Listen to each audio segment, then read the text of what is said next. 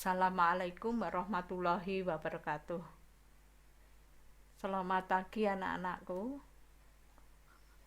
Pada kesempatan pagi hari ini, pada pertemuan yang kelima ya, karena hari Senin kemarin kita libur ya. Pada kesempatan pagi hari ini kita belajar lagi mengenai mata pelajaran PKN kelas 8 semester 1 bab kedua, menumbuhkan kesadaran terhadap Undang-Undang Dasar Negara Republik Indonesia tahun 1945. Sebelum pelajaran kita mulai, marilah anak-anak kita berdoa lebih dahulu. Semoga pada pertemuan kali ini kita diberi hidayah, kelancaran, ilmu yang manfaat dan barokah. Berdoa mulai. Bismillahirrahmanirrahim.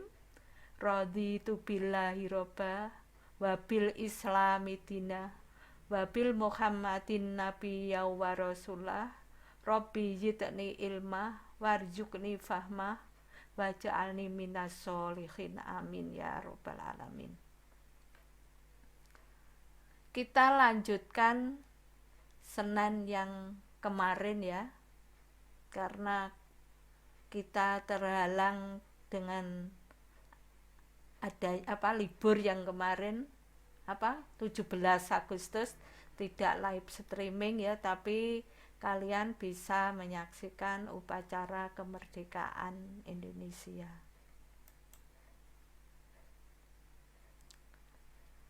Kita bahas bab kedua tadi menumbuhkan kesadaran terhadap Undang-Undang Dasar Negara Republik Indonesia tahun 1945. Kita nanti akan membahas subbab yang kedua, yaitu mengenai kedudukan dan fungsi Undang-Undang Dasar Negara Republik Indonesia tahun 1945. Kalau yang kemarin mengenai maknanya, sekarang kedudukan dan fungsinya. Sedangkan tujuan pembelajaran pada pagi hari ini kita ambil 2 saja ya. Menghargai makna, kedudukan, dan fungsi Undang-Undang Dasar Negara Republik Indonesia tahun 1945 secara adil sebagai bentuk sikap beriman dan bertakwa.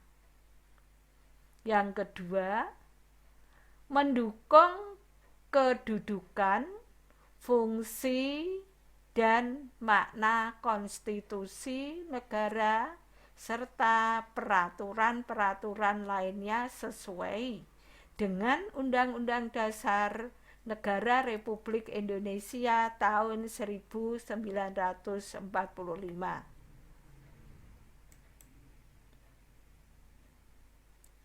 Sedangkan dalam bab kedua ini kalian bisa melihat dengan jelas ya di dalam skema itu.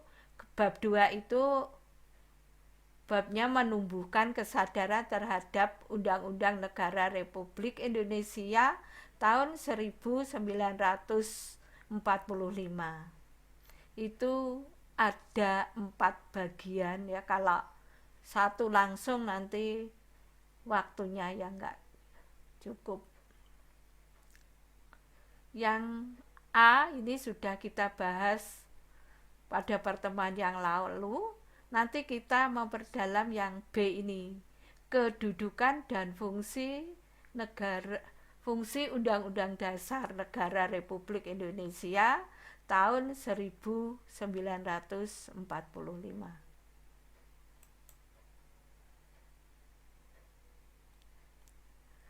kedudukan dan makna pembukaan Undang-Undang Dasar Negara Republik Indonesia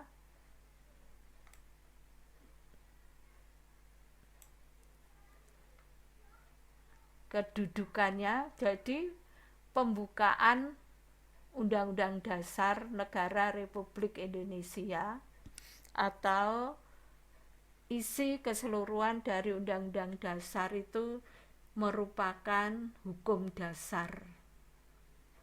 Dikatakan di sini sebagai konstitusi, jadi hukum dasar yang tertulis. Secara sederhana, konstitusi dapat diartikan sebagai suatu pernyataan mengenai bentuk dan susunan suatu negara yang dipersiapkan sebelum atau sesudah negara yang bersangkutan berdiri. Karena hukum dasar itu merupakan salah satu syarat berdirinya suatu negara.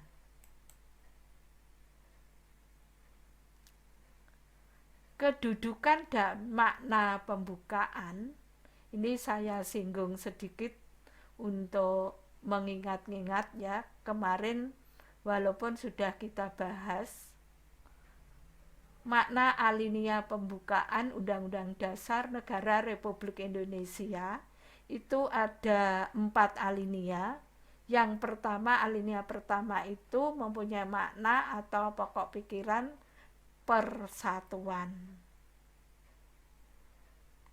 Kalian bisa melihat pada gambar di tayangan itu ya, kalau ada 4 alinea itu kalau disingkat bisa apa? Tudilathan. 1 tu persatuan, keadilan. 3 kedaulatan rakyat. Yang keempat ketuhanan yang Maha Esa. Ini makna alinea pembukaan kalau disingkat itu. Jadi tudilathan itu.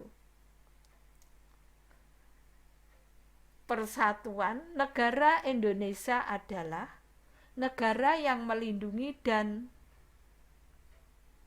mengayomi, bukan meliputi ini ya, melindungi dan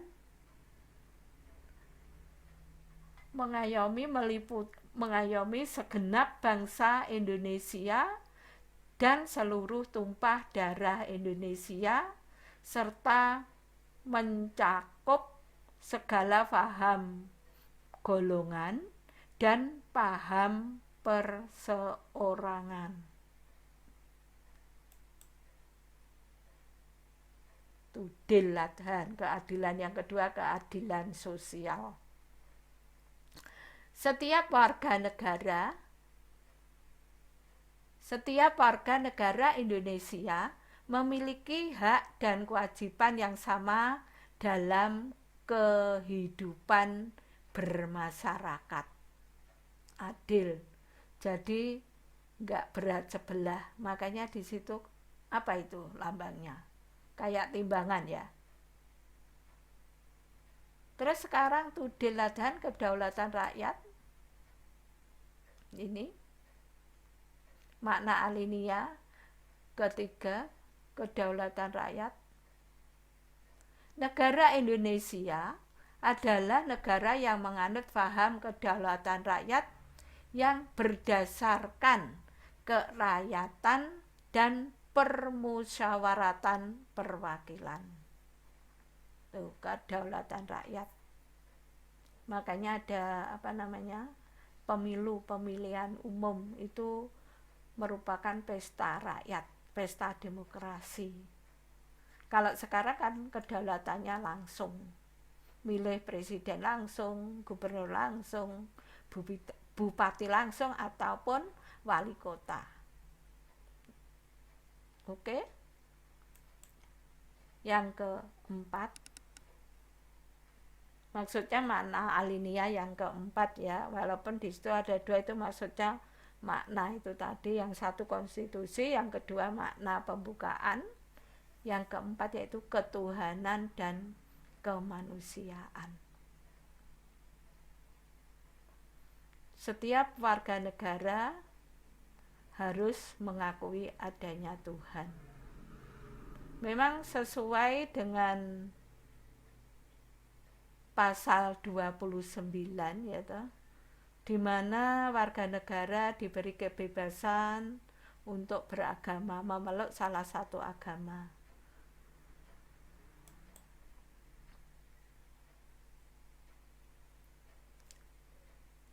Sekarang bunyi Undang-Undang Dasar ya.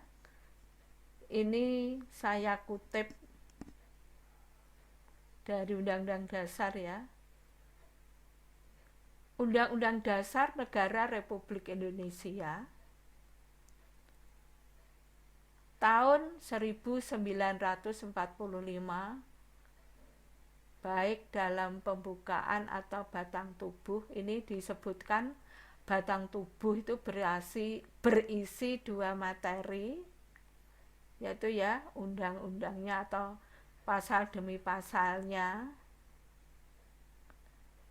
Materi yang pertama yaitu mengenai pengaturan sistem pemerintahan negara dan materi hubungan negara dengan warga negara dan penduduknya. Ini di samping saya kutipkan isi daripada pembukaan alinea pertama itu tadi.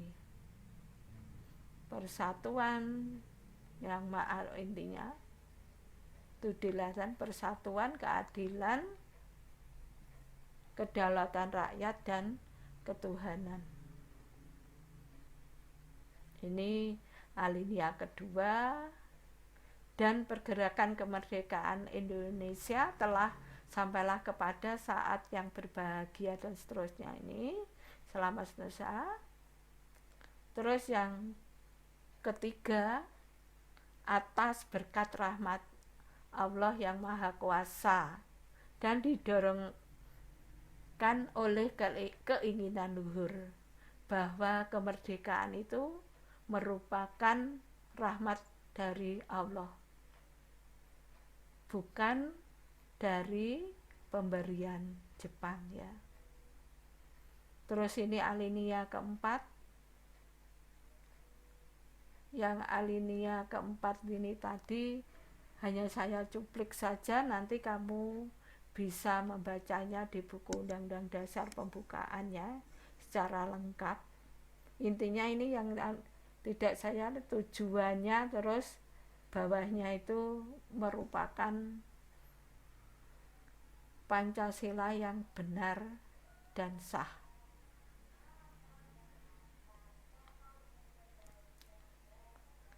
Kita baru nyampe kepada yang B ya, kedudukan dan fungsi Undang-Undang Dasar Negara Republik Indonesia tahun 1945.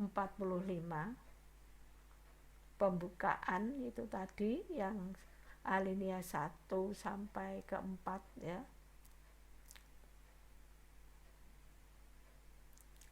Pembukaan sebuah konstitusi. Jadi pembukaan Undang-Undang Dasar itu merupakan sebuah konstitusi. Jadi yang lainnya bisa diamandemen atau diubah, tapi kalau pembukaan tidak bisa, karena merubah pembukaan berarti merubah bentuk negara.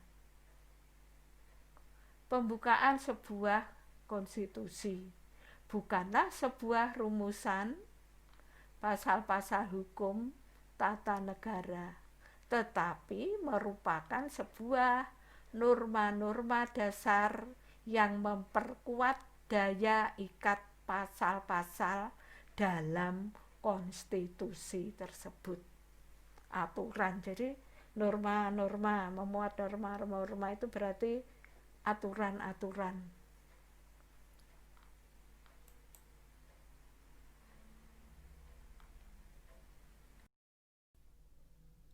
Kita lanjutkan yang B, ya. Kedudukan dan fungsi Undang-Undang Dasar Negara Republik Indonesia tahun 1945. Di situ dituliskan yang kita bahas nanti yaitu mengenai kedudukan pembukaan, ya. Terus yang B, pembukaan Undang-Undang Dasar Negara Republik Indonesia tahun 1945 memuat pokok kaidah negara yang fundamental.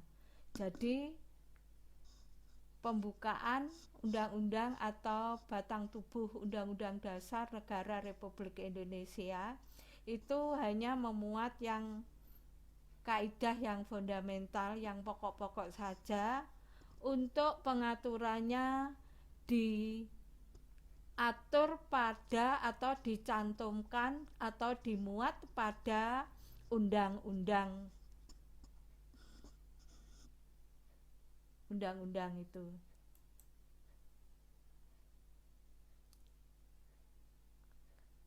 Semua produk hukum di Indonesia, jadi ini kedudukan Undang-Undang Dasar, ya, itu merupakan sumber hukum yang paling atas, tertinggi setelah Pancasila dalam perundang-undangan nasional begitu.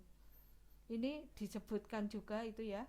Semua produk hukum di Indonesia seperti undang-undang,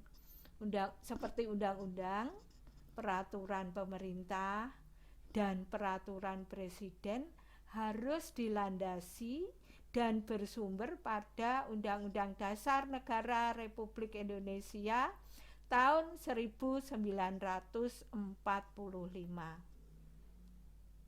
Tuh.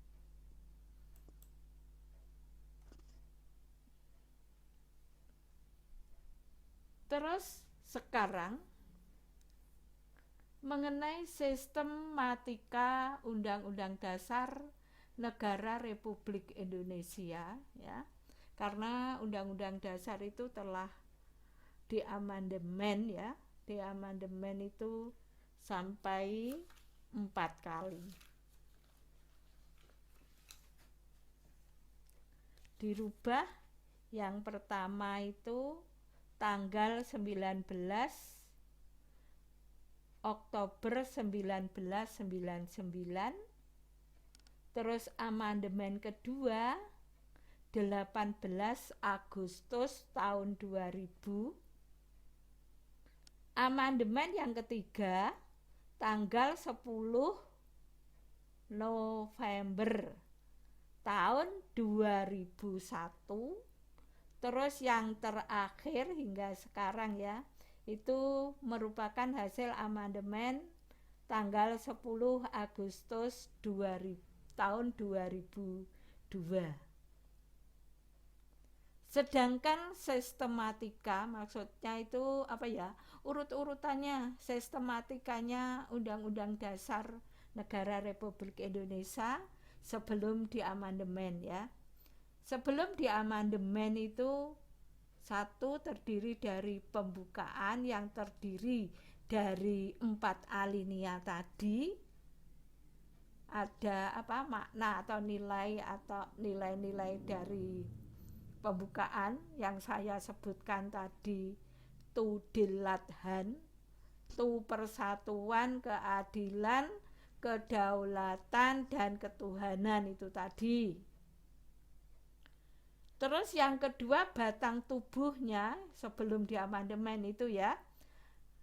Batang tubuh Undang-Undang Dasar Negara Republik Indonesia terdiri dari 16 bab, 37 pasal, 49 ayat, 4 ayat aturan peralihan, dan 2 ayat aturan tambahan. Itu kurang penjelasan, ya. Kalau itu ada tambahan penjelasan yang sebelumnya itu. Terus sekarang yang sistematika yang sesudahnya bisa kita lihat di sini, ya. Ini yang sesudahnya itu pembukaan, tetap pembukaan yang terdiri dari 4 alinea. Alinea pertama sampai keempat. Terus yang kedua, batang tubuhnya itu terdiri dari 21 bab, 73 pasal, 170 ayat, 3 pasal aturan peralihan, 2 pasal aturan tambahan. Jadi tidak ada penjelasan ya. Karena mungkin ayat-ayatnya itu kan sudah menjelaskan semua. Menjadi 170 ayat ya.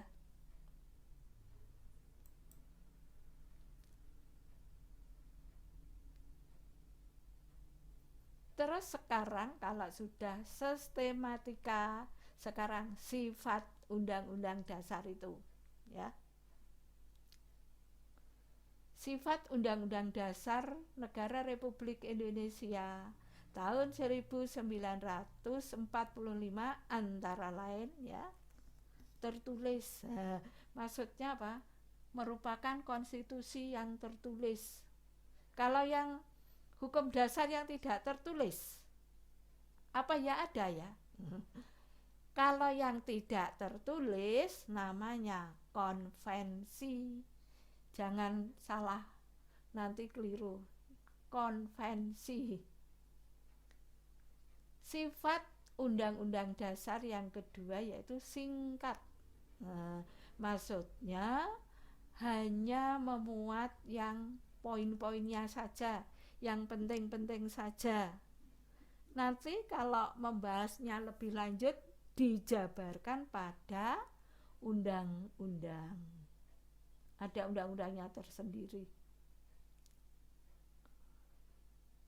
Yang ketiga bersifat supel. Maksudnya bisa menyesuaikan dengan perkembangan zaman. Supel, bisa menyesuaikan. Yang keempat yaitu rigid, kaku, lapane supel. Kalau supel tadi bisa menyesuaikan perkembangan zaman, rigid itu kaku. Maksudnya apa? Bahwa setiap hukum, atau kalau di sini dikatakan undang-undang dasar tadi merupakan hukum dasar, maka di sini sifatnya rigid, maksudnya mengikat dan memaksa. Jadi siapa yang melanggar undang-undang dasar itu sifatnya apa? Ya harus apa? Harus tunduk. Kalau tidak tunduk melanggar ya ada sanksinya tegas. Nah, gitu, itu namanya rigid.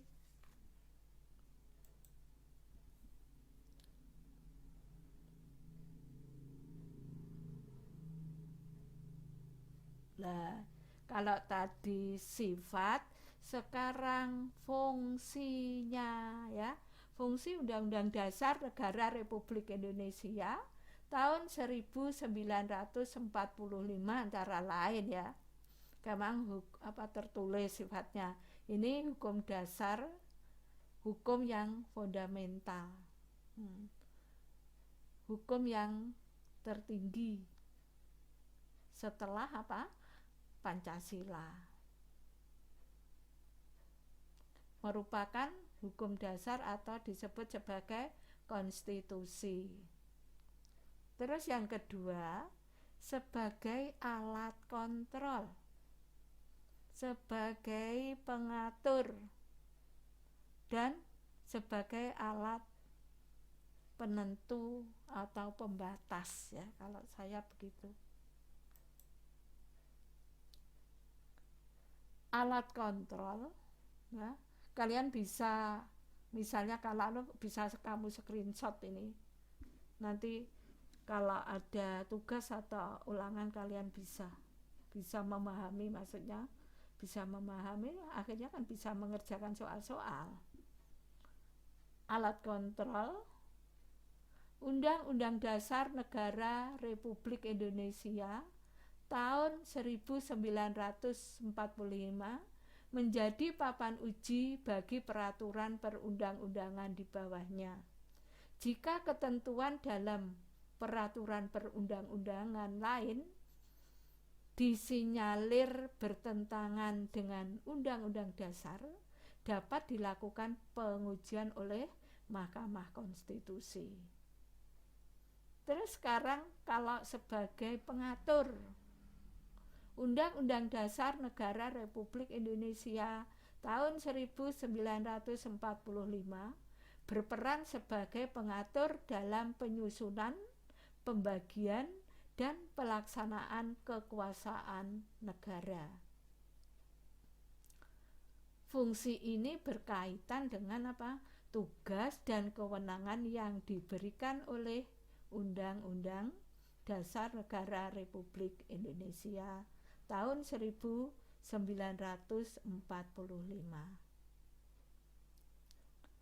Yang ketiga sebagai alat penentu atau pembatas ya. Undang-Undang Dasar Negara Republik Indonesia tahun 1945 berfungsi sebagai penentu hak dan kewajiban negara, aparat negara, dan warga negara. Undang-Undang Dasar juga berfungsi membatasi kekuasaan sehingga penyelenggara kekuasaan negara tidak bersifat sewenang-wenang.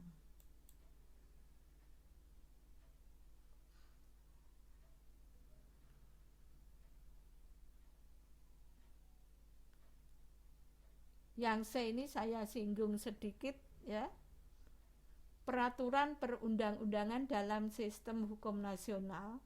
Maksudnya di sini Undang-Undang Dasar, undang-undang yang ini Undang-Undang Dasar itu merupakan sumber hukum atau sumber tertentu hukum yang tertinggi setelah Pancasila. Ini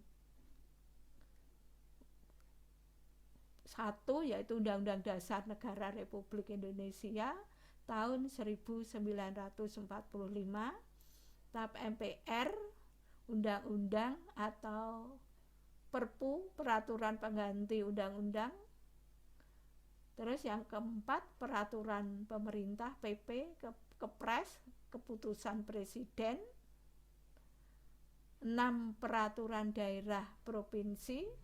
7 peraturan daerah kabupaten atau kota. Ini nanti karena kalau peraturan perundang-undangan ini banyak menurut nomor sekian, tahun sekian itu ada 3 ya kalau nggak salah. Nanti kita carikan saja sampai di sini ya. Ini nanti juga sebagai review. Nanti tugasnya minggu yang akan datang saja kalau sudah peraturan perundang-undangan ini. Saya akhiri sekian. Mudah-mudahan kalian tetap sehat, mematuhi protokol kesehatan, dan ilmu yang kamu dapat hari ini bisa manfaat dan barokah.